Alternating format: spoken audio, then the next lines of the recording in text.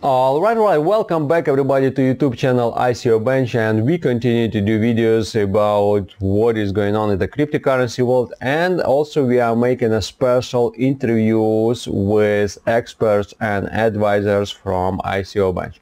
And today I'm happy to present you one of the top experts and also advisor.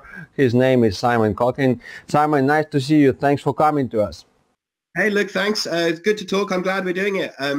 It's a good thing to do, so happy to talk to you. Yeah, thanks. Thanks, Simon. I met you personally nearly 1 year ago. I know you very well, but can you please a little bit make introduction about who you are and what you are doing to our subscribers, to our viewers? Sure. Yeah, look, I mean, that's right. We met in Dubai a year ago, and obviously a year is a long time in this area. Before that, I guess personally, I had a few businesses, and therefore we'd been through the startup process in different areas. And then for the last 5 or 6 years, I've been with ICObench.News as a co-founder, writing and analyzing tech trends in general. And from that, we began to hear more about blockchain about 4 years ago. And then from writing about it and just basically being interested in analyzing the space, people began to come to me personally to say, could you help us with our own particular ICO or, STO or whichever way that they were choosing to do it. So I guess that gave us an overall knowledge of the area, and then people asked us to specifically work with them. So that's how the led us from the big into the specific that we're talking about now. Okay, cool. Me and you, we know that blockchain market is really very new one. Why you decided to join it? Why you decided to go this way, not to another markets? Yeah, look, I mean, I guess in some ways, initially I decided not to. And for the first few people that asked me to advise them, I said no, because I wasn't really sure if it was something that made sense to do. But then by saying no, I looked at what they were doing and I was thinking, well, if I was working with X or Y, there are these areas that they could definitely do better. And obviously with ICObench.News and then with Cryptocoin.News, wearing the media publishing hat, we get sent a lot of news releases and we can see what's interesting, what works, and who's communicating effectively or less effectively. So therefore, I could see how in this particular area I could help. I had mentored and advised businesses before this area. So while I'm in this space at the moment, and in many ways, other companies I've worked with and in our own experiences, because I think, it's one thing for people academics who read books, but if you have had companies and if you had all the challenges that either make people successful or bring them down, then, you do have some real insights that you can share. So I guess it's that thing of having something to offer and being able to help, which is why I'm interested. And then if we talk about why blockchain in particular, it is a transformative technology. So therefore, being at the bleeding edge is quite interesting because people are doing things in better and faster ways than they were able to do before. It doesn't mean everything should be tokenized or on the blockchain, but in some areas, it's definitely the way to go. I agree with you. But do you remember when you first time heard about blockchain, maybe about Bitcoin? Do you remember when it was? Yeah. So this would be, I guess, we definitely heard about Bitcoin with the Silk Road and that kind of thing. But in a different way, we were reviewing a lot of blockchain. So like the Tapscott's book, Blockchain Revolution, which was first published in 2017, researched in 2016, and revised this last year. So therefore, we were writing about it and reviewing blockchain as a proof of concept a good while before we were even looking or thinking about tokenization and cryptocurrencies. So it almost there were two threads. Bitcoin was this thing that was being used on the Silk Road, but blockchain was doing some very interesting things. And, we went to Lisbon we went to Porto to look at a mesh network technology. So I guess because of Internet of Things, fall in the price of sensors, and then the use of blockchain to be able to capture and manage that data in a distributed way, I think things all came together to then make the interesting things that followed. So it's been nice that you were saying, how did we come into it? Well, we came into it in an evolving way by writers and other stuff, which then started to use blockchain as well. And then that way, I think it gives us a more rounded way to look at it, and also to be devil's advocate and say, you know, are you guys in this for the right reason? Are you just in it because you saw crowdfunding 1.0 and you felt you missed out and therefore you're jumping on it? And, you know, that would have been late 2017, early 2018, whereas we're now into a more realistic time when, you know, people are asking much harder questions. Should this even be a token? Is this something that needs to be a cryptocurrency? And whereas before people might raise 30 million without having answered all those questions, it is harder to raise money now, but ideally the right people are raising money. So harder, but maybe better. Okay, cool. And okay, you heard about Bitcoin, blockchain, you jumping into this business. But personally, do you own some coins, some tokens? If you can answer to that question. Yeah, look, I mean, so basically, anybody who had Bitcoins before the summer of 2017, then these are people who if they were smart, probably exited around a winter 12 months ago. So no, absolutely not. And the way that we came to it was that somebody said, we'd like to pay you in Ether. And I said, okay, how's that going to happen? They said, here's a 20-page document. You need to go and do this because this is how we'd like to work with you through Ether. So it was kind of funny in that, you know, and when you read about other people say the best way to get your head around cryptocurrencies is to get a wallet, get a very small amount and learn how to do it. And that's very much how we were pushed into it. You could almost say kicking and screaming, but that way you learn about hot wallets, cold wallets, should you have it online, security. And so I guess we had to learn by doing. And so from that, and also some people wanted to work with us through Bitcoin. So we have little bits of Bitcoin, we have little bits of Ether. And I think that way you learn more by doing it. Now, what I'm saying is that, you know, if we'd have been around by 2015 buying Bitcoin, then we'd be laughing and I'd be living on my island in the Caribbean and I wouldn't be working. So no, I'm not a Bitcoin millionaire. I see. Okay, cool. And now let's talk a little bit about right now. Yes, you are right. The last 12 months is almost market is going down. And so what you would say about if the company would like to still to create ICO, right, or STO,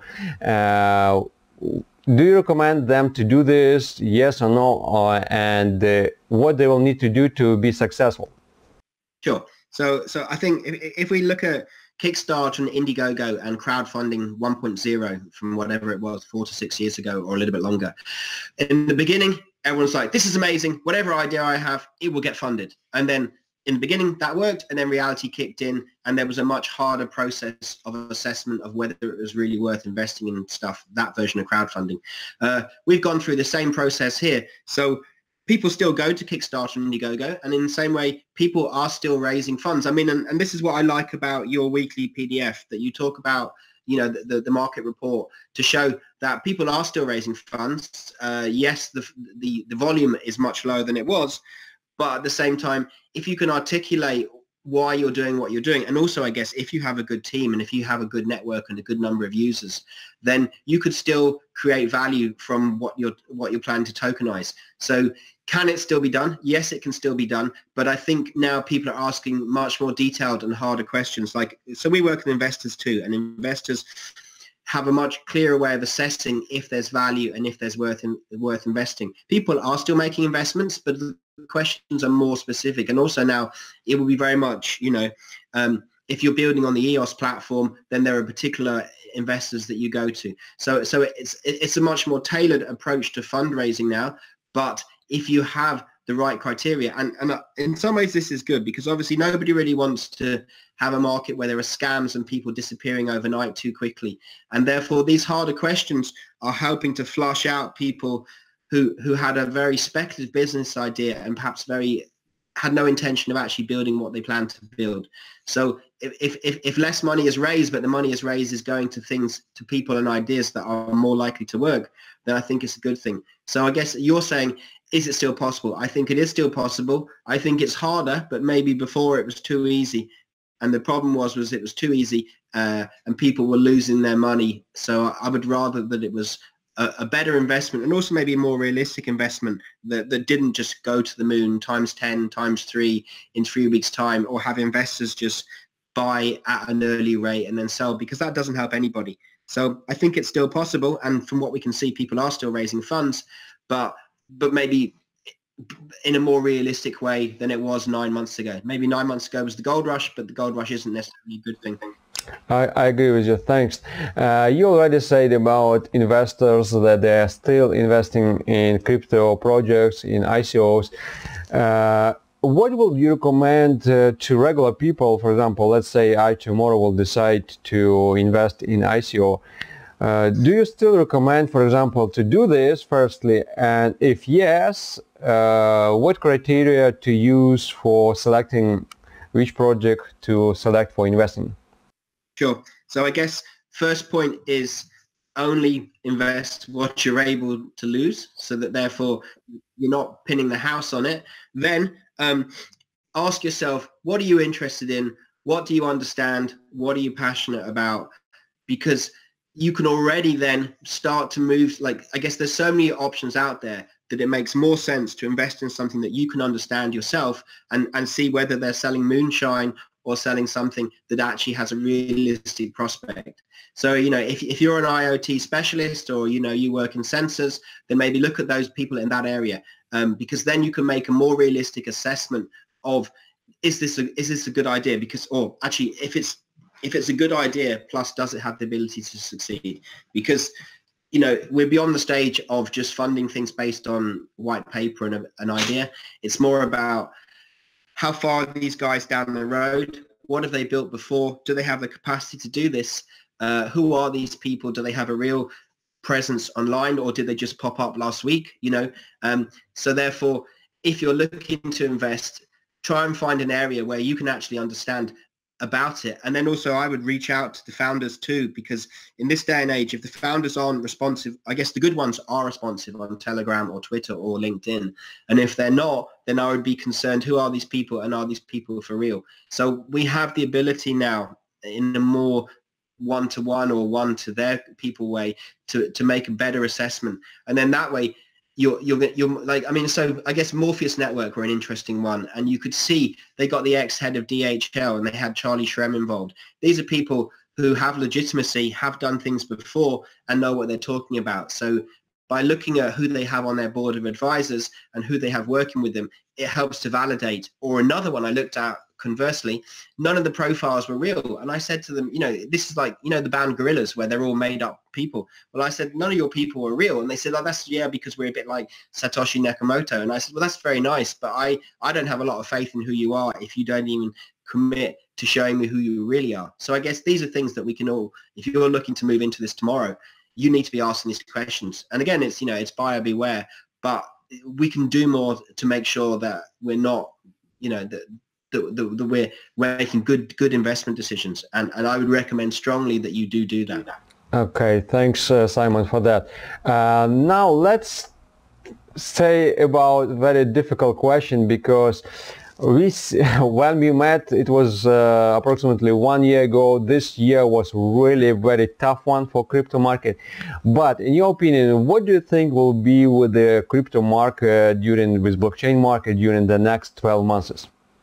Yeah, so that's a great question. And I think when we, in the run-up to December of a year ago, to 2017, basically once the taxi driver's talking about Bitcoin, and once people at dinner parties or in the pub are talking about it, we definitely were getting into the tulip mania, and therefore things, I think expectations were getting high to too high, and equally people thought that they could make money fast, and generally with all these things, if it sounds too good to be true, be true.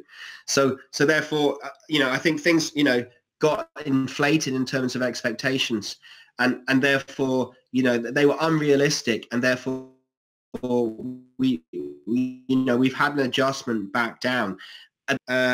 People coming in at the end were looking to make the most money, but they're already buying Bitcoin at 14, 15, 18,000.